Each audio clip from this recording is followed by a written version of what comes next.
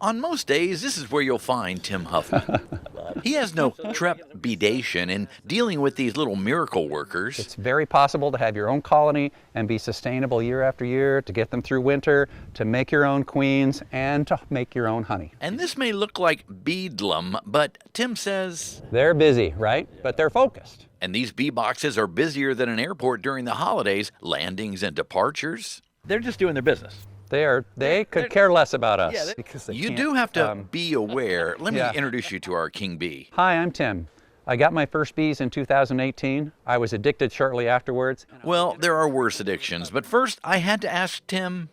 Has anybody ever told you look like Ted Danson? Yes, they have. Hey, take your hat off again for me. He's James Taylor, everybody. Uncanny, right?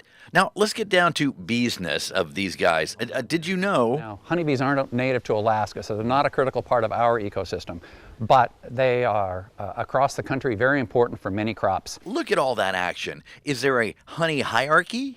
They have to have a queen, Okay. yes. And why is that? Because it's a monarchy? The Monarchy, LOL. Tim had no time for my royal humor. Workers and queens are females. Okay. They can all lay eggs, but only the queen can lay a fertilized egg, which results in another worker. But what these fastidious bees do is pretty cool. In the summer, they have two goals: store enough food to get through winter and reproduce the colony. Now, Tim is really doing amazing things with bees here in Alaska. Getting them through the winter is innovative and notable because most Alaska beekeepers dispose of their bees at the end of the summer. Oh, and I needed to pay attention. but if you walk in front of them, you're in their flight path. And they're not mean, but they might land on you. Oh, walking through the middle of them.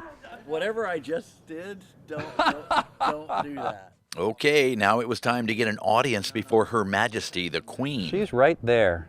Long abdomen, bald spot between her shoulder blades. Yes, that's her right there. Royalty. So what's going on here? So this is capped honey. The glistening stuff is nectar. And then the darker cells are stored pollen. Tim the Bee Man Huffman. He has a passion for pollinating his knowledge of one simple goal here in the Great White To North. teach people how to be sustainable, which means they get their bees through the winter, year after year, even in Alaska. And that's Hi, I'm Tim, and I like bees. the Allgood News.